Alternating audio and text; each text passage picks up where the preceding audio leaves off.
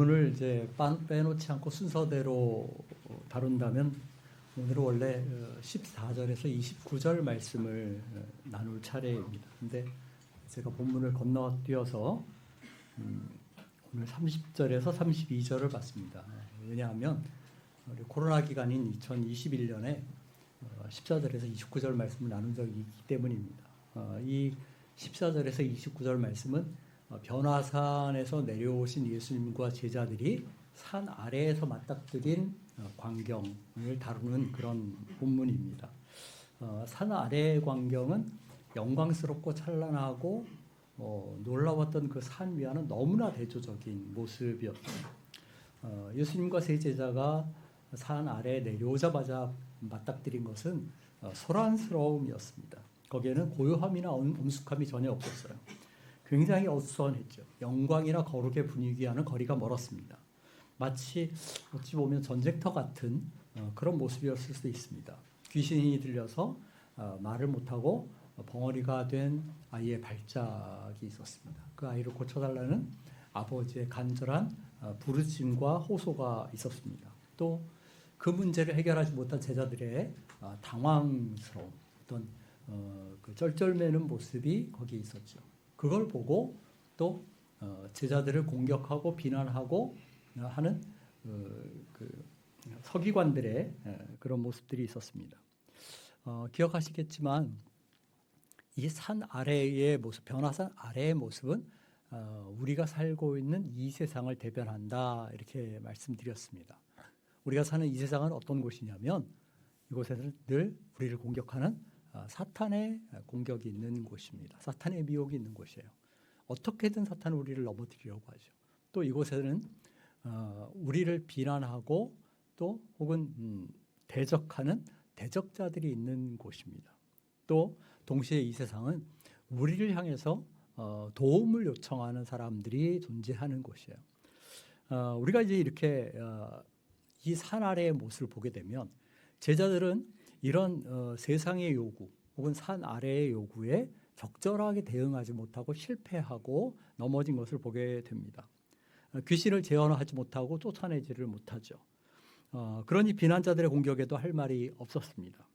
자기들이 전하는 복음의 진정성, 진리성을 입증할 방법이 없었어요. 더구나 아이 아버지의 기대는 여지없이 무너지고 말았습니다. 왜 제자들은 이런 부끄러운 모습을 보였을까? 이런 상황에서 아이를 고쳐주시면서 예수님이 하신 말씀을 보면 그 제자들의 실패의 원인을 알 수가 있어요. 19절을 보면 이렇게 말합니다. 믿음이 없는 세대여, 제자들을 향해서 믿음이 없는 세대여, 내가 얼마나 너희와 함께 있으며 얼마나 너희에게 참으리요. 이렇게 말씀하시죠. 23절을 보면 아이 아버지에게는 할 수 있거든이 무슨 말이냐. 믿는 자에게는 능히 하지 못할 일이 없느니라 라고 말씀합니다. 그리고 29절에 가면 다시 제자들에게 기도 외에 다른 것으로는 이런 종류가 나갈 수 없느니라 라고 말씀하셔요. 그러니까 한마디로 말하면 제자들의 실패의 원인은 뭐예요? 믿음의 결핍, 기도의 결핍입니다. 믿음의 결핍, 기도의 결핍이라는 건 사실 통하는 말이에요. 믿음이라는 것은 자기 확신이나 자기 신뢰가 아니죠. 이것은 주님을 의지하는 마음이에요. 기도한다는 것은 그 능력을, 주님의 능력을 잇대어 살아가려는 그 주님의 도우심과 자비와 긍휼을 간구하는 자세죠. 그래서 우리가 세상에서 승리하는 삶을 살려면 또 우리를 대적하는 사탄의 공격이나 대적자들의 어떤 비난에 적절하게 대응하려면 세상이 우리에게 기대하는 것에 올바르게 부응하려면 믿음으로 살고 기도로 살아야 한다 하는 것입니다. 우리 한누리 가족들은 믿음으로 살고 기도로 삶으로 복음의 참됨을 드러내고 하나님 나라의 영광과 능력을 세상에 증거하는 사람들이 되시기를 간절히 바랍니다. 이렇게 이제 벼라산 근처에서 예수님이 그 아이를 고쳐주고 갈릴리를 지나서 이제 어디로 오시냐면 가버나움에 오셔요. 그런데 본문을 보면 예수님은 자신의 행적을 사람들에게 알리지 않고 은밀하게 이동하시는 것을 보게 됩니다. 31절에서 마가는 그 이유를 설명하기를 예수님이 제자들을 가르치시기 위해서였다라고 말해요. 그리고 그 가르치심의 핵심 내용이 예수님의 죽음과 순환, 부활이다라고 말씀합니다. 우리가 알듯이 이제 갈릴리를 지나서 가버나움에 오신 예수님은 앞으로 여정이 어디를 향하냐면 예루살렘을 향한 여정이에요. 그러니까 예수님은 자신의 지상생의 마지막에 공생의 마지막 시간을 보내면서 이제 예루살렘을 향해 올라가시는 거예요. 그리고 그 3년의 마지막 기간에 무엇을 하시냐면 제자들을 집중적으로 가르치시는 것입니다. 그래서 일반 사람들, 군중을 향한 공적인 사역은 자제를 하시고 제자들을 다시 한번 단단히 그렇게 교육하시는 것을 보게 됩니다. 그런데 그 가르침의 핵심 내용이 뭐냐면 예수님의 죽음과 부활이에요. 순환이에요. 31절에서 인자가 사람들의 손에 넘겨져 죽임을 당하고 죽은 지 3일 만에 살아나리라 라고 말씀하십니다. 이게 이제 두 번째 순환 예고죠. 그러니까 복음서를 보면 예수님이 3번의 순환 예고를 하셔요. 마가복음으로 보면 8장에서 한 번, 9장에서 한 번, 10장에서 한 번 이렇게 합니다. 8장의 첫 번째 순환 예고는 우리가 이미 본 것처럼 가이사랴 빌립보에서 베드로가 저는 그리스도신이다라고 했을 때 하셨어요. 그렇죠? 그리고 두 번째는 오늘 본문이고 세 번째는 10장 33절에서 예루살렘을 향해 가는 노정에서 다시 한번 하십니다. 근데 이 3번의 순환 예고를 가만히 보게 되면 이 순환 예고가 그냥 단순한 반복이 아니라 점진성을 띠는 것을 보게 됩니다. 8장 31절 나오는 처음 예고에서는 인자가 고난을 받아 죽음을 당하는데 유대 종교자들의 손에 의해서 죽임을 당할 것이다. 그리고 3일 만에 살아날 것이다. 이렇게 말씀하셔요. 근데 오늘 본문에서는 특이한 한 표현을 쓰는데 넘겨져라고 말씀합니다. 예수님의 죽음이 누군가에 의해서 넘겨짐으로 일어난다. 그 말은 뭐냐면 예수님이 배신을 당하는 죽음을 당할 것이다 라고 예고하시는 것입니다. 그리고 이제 10장 33절을 가게 되면 조금 더 구체적으로 얘기하셔요. 이 죽음이 예루살렘에서 일어날 것이다. 불법적인 재판에 의해서 일어날 것이다. 이방인들이 거기에 관여할 것이다. 또 능욕과 채찍과 침뱉음을 당할 것이다 라고 말씀하셔요. 그래서 그 순환의 구체적인 내용을 말씀하십니다. 그러니까 예루살렘이 점점 가까워질수록 어떻게 되냐면 그 순환 예고의 수위가 높아지는 거예요. 같은 사실을 거듭 가르치시되 보다 구체적으로 언급하셔요. 아마도 제자들이 낙심하거나 흔들리는 것을 막기 위해서 예방 조치를 하신 것이 아닌가 이렇게 생각이 됩니다. 그런데 복음서들이 한결같이 보여주는 것은 뭐냐면 이런 예수님의 말씀을 제자들이 이해하지 못했다라는 겁니다. 특별히 성경의 기록을 보면 3번의 순환 예고에 이어서 번번이 제자들은 엉뚱한 반응을 보여요. 더 정확히 말하면 아주 실망스러운 반응을 보입니다. 우리가 기억하는데 가이사랴 빌립보에서 순환 예고를 하셨을 때는 어떤 일이 있었죠? 베드로가 예수님을 만류했어요. 그죠? 두 번째 갈릴리로 지나실 때 하신 이 두 번째 예고에서는 어떤 일이 벌어지냐면 다음에 보겠는데 제자들이 누가 더 위대한가를 놓고 공방을 벌이는 그런 모습을 보여요. 그리고 예루살렘으로 향하는 노정에서는 어떤 일이 있습니까? 야고보와 요한이 예수님의 좌우에 자신들을 앉혀달라는 청탁성 발언을 하는 것을 보게 됩니다. 지금 예수님은 예루살렘을 그 생각도 발걸음도 예루살렘을 향하고 있어요. 물론 제자들도 예루살렘을 향하고 있고 예루살렘을 생각하고 있죠. 그런데 그 생각의 내용이 달라요. 예수님은 예루살렘에서 순환과 능욕과 죽음을 생각하는데 제자들은 권력과 지위와 명예를 생각합니다. 예수님은 십자가에 달리시는 것을 생각하는데 제자들은 예수님의 화려한 왕위 등극을 생각하고 있어요. 예수님은 지금 섬김과 죽음의 길을, 낮아짐의 길을 걸어가는데 제자들은 높아지는 것과 섬김을 받는 것을 생각하고 있습니다. 왜 이런 일이 일어났을까? 오늘 32절에 보면 제자들이 깨닫지 못했기 때문이다 라고 설명합니다. 그동안 예수님을 친밀히 따르면서 세세하게 낱낱이 자세히 배운 제자들인데 왜 이런 말씀을 깨닫지 못했을까? 사실 우리로서는 이 본문을 보면 좀 의아할 수 있어요. 예수님이 무슨 어려운 신학 이론을 말한 것도 아니시고요. 난해한 용어를 사용해서 이 말씀을 하신 것도 아닙니다. 말씀은 굉장히 단순하고 명료해요. 명백합니다. 그런데도 성경은 뭐라고 말하냐면 제자들이 깨닫지 못했다라고 말해요. 왜 깨닫지 못했을까? 무엇 때문에 그 의미를 알지 못했을까? 대략 세 가지로 생각할 수 있어요. 첫째는 뭐냐면 제자들이 가지고 있던 선입관 때문이었습니다. 한마디로 말하면 제자들은 그동안 배우고 들어온 그러니까 유대인들의 메시아관에 물들어 있었어요. 유대인들이 생각했던 메시아 왕국은 지상에 임하는, 그러니까 이 땅에 임하는 지상 왕국이었어요. 그들이 기대하는 메시아는 로마의 압제에서 자신들을 해방할 정치적인 메시아였습니다. 따라서 9장에서 변호사 사건이 있기 전에 예수님이 여기 섰는 사람들 가운데 그 하나님 나라의 영광을 볼 자도 있다라고 말했을 때 제자들은 무슨 생각을 했겠어요? 예루살렘에서 예수님이 왕이 되시고 자신들은 그 주위에 둘러서 있을 것, 그것을 기대했을 겁니다. 죽은 사람이 살아난다는 것도 믿기 어려운데 메시아의 죽음이라는 것은 이런 관념을 가지고 있는 제자들에게는 받아들일 수가 없는 거예요. 배신과 능욕과 수치를 당하는 메시아, 그리고 죽는 메시아는 그들에게 있을 수 없는 것이었습니다. 우리가 이런 제자들의 상황을 보게 되면 우리 역시도 가지고 있는 선입관이 우리의 영적인 이해나 하나님에 대한 깨달음을 방해하는 경우가 너무나 자주 있다는 것을 알게 됩니다. 어떤 사람을 보면 오랜 신앙생활을 하는데 신앙의 어떤 깊이가 달라지질 않아요. 성숙하지 않습니다. 열심히 교회를 다니는데 정말 교회를 열심히 다니기만 해요. 잘하질 않는 거예요, 믿음이. 설교도 열심히 듣고 나름대로 성경 공부도 하고 뭐 여기저기 쫓아다니는데 달라지는 것이 없이 매일 그 수준에 있는 사람이 있어요. 무엇 때문일까? 그거는 자신이 가지고 있는 선입관, 자신의 생각을 내려놓지 않기 때문이래요. 쉽게 말하면 자기식으로 예수를 믿는 것입니다.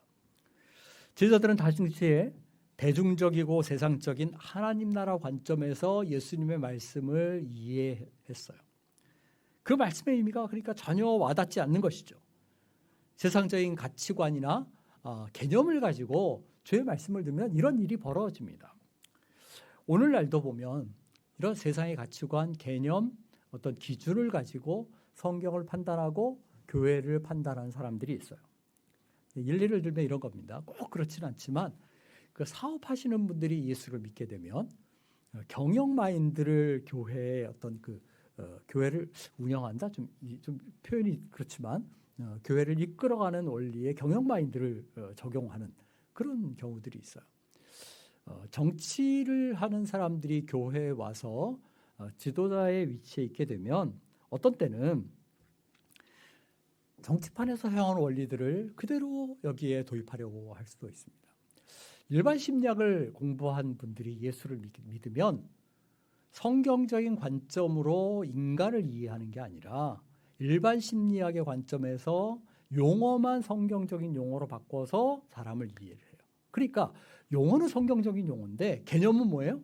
인간 심리학의 개념을 그대로 사용합니다. 껍데기는 그 껍데기만 신앙적인 것이죠.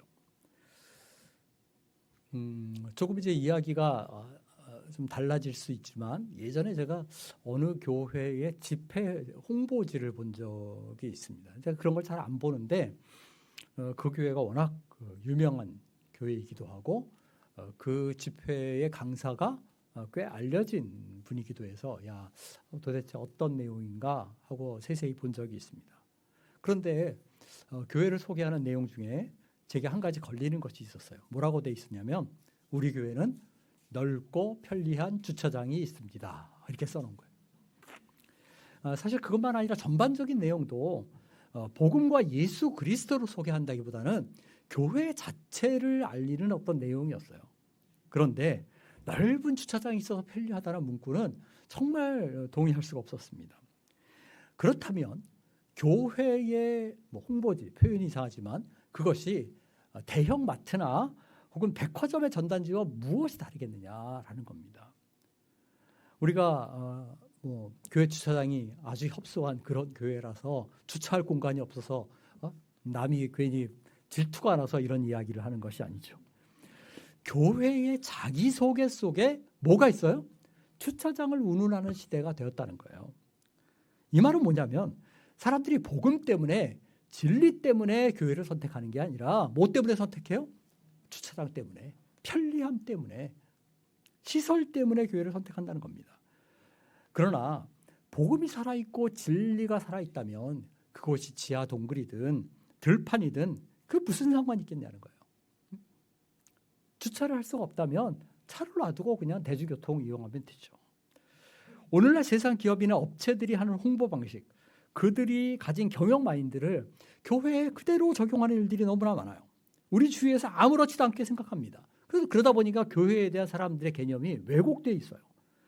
예수 그리스도로 말미암아 구속받은 공동체로서의 교회가 아니라 쉬고 즐기고 편안함을 추구하는 그런 어떤 세상 모임처럼 되어버렸어요.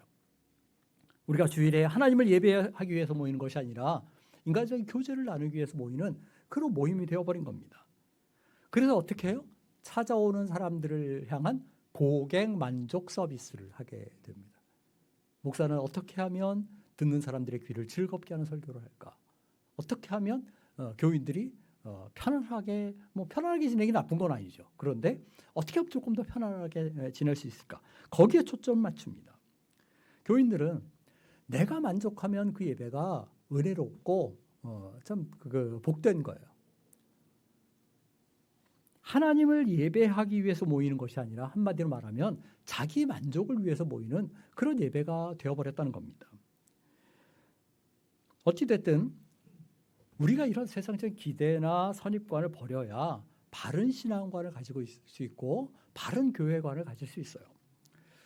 여러 번 강조했지만 성경을 기준으로 삼아야지 나의 가치관이나 나의 철학이나 혹은 나의 경험이나 세상의 지식을 가지고 하나님의 뜻을 이해하거나 하나님 말씀을 이해하려고 하면 우리를 오해할 수밖에 없습니다. 우리의 선이해나 선지식을, 우리의 세상 지식을 하나님 앞에서 내려놔야 돼요.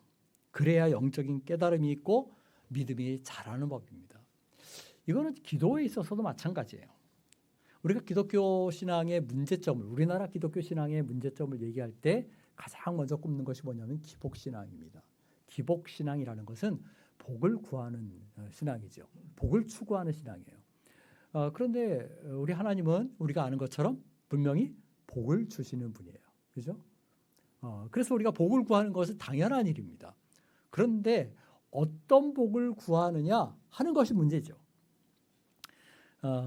에베소서 1장을 보면 바울이 하나님이 우리에게 주시는 복의 성격을 명확하게 얘기하는 것을 보게 됩니다. 여러 번 본 말씀인데 에베소서 1장 3절 한번 보세요.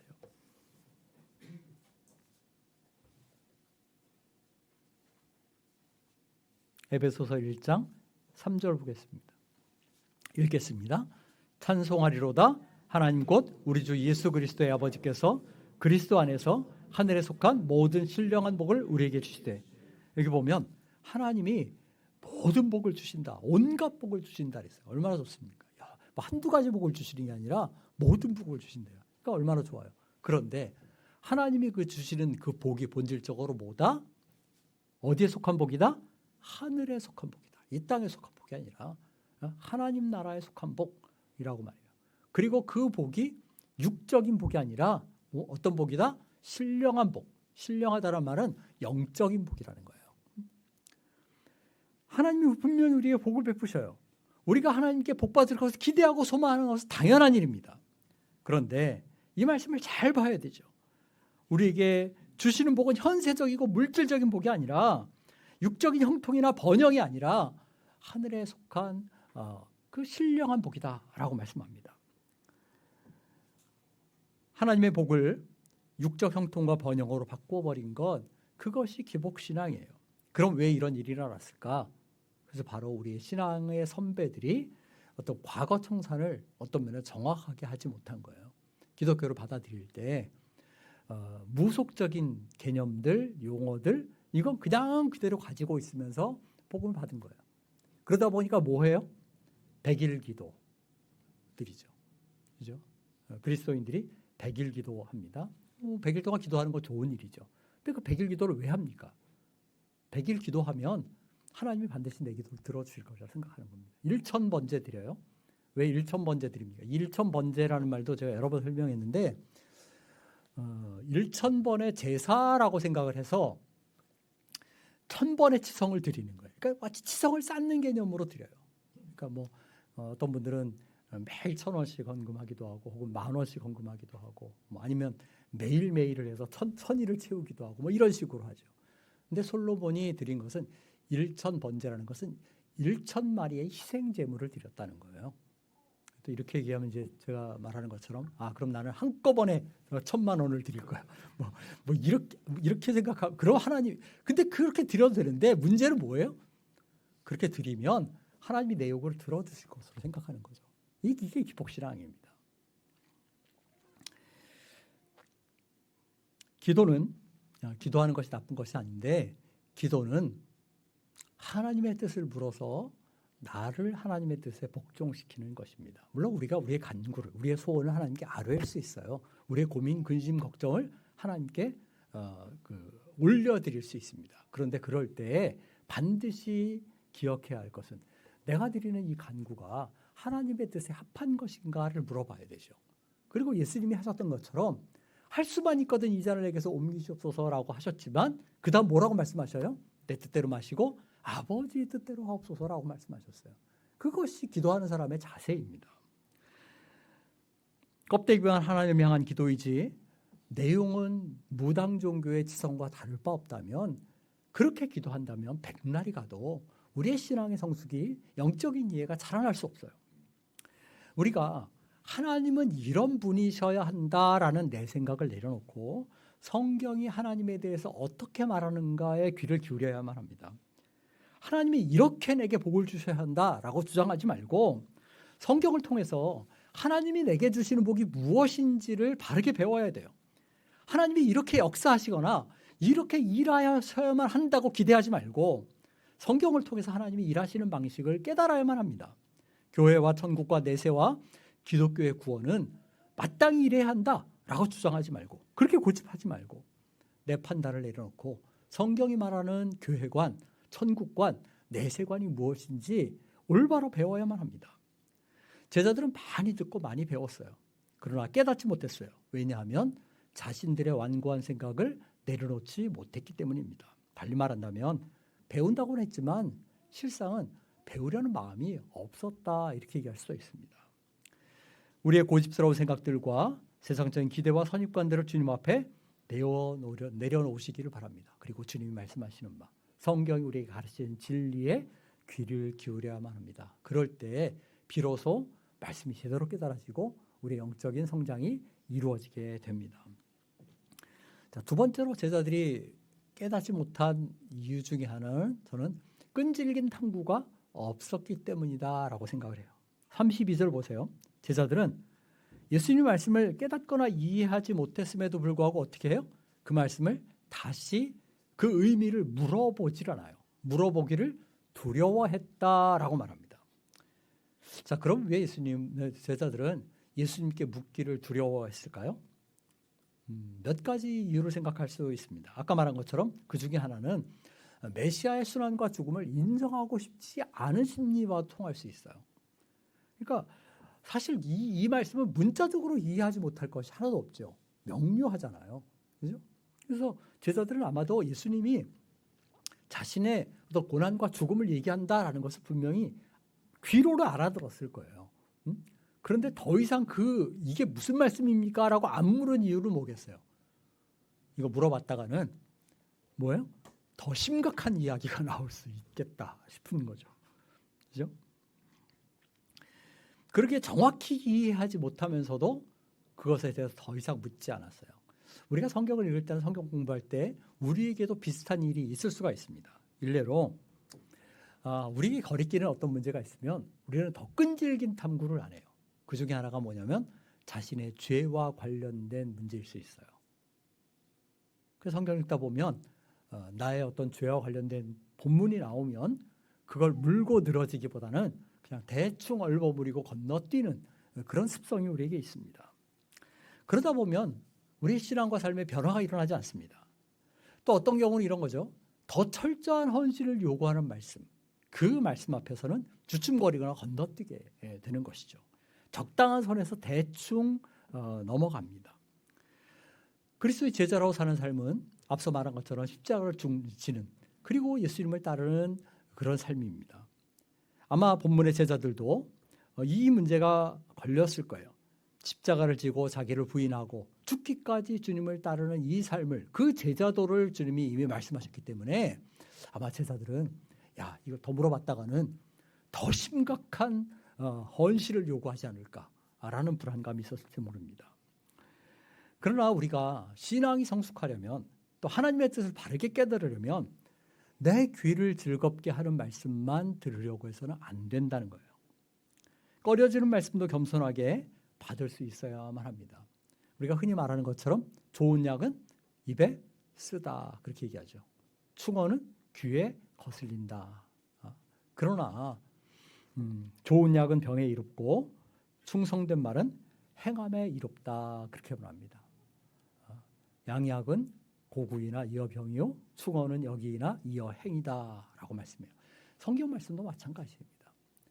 우리를 책망하고 또 우리를 우리에게 더 철저한 헌신을 요구하는 말씀은 우리를 주님께로 더 가까이 끌어가는 말씀이다라는 것을 기억하시기를 바랍니다.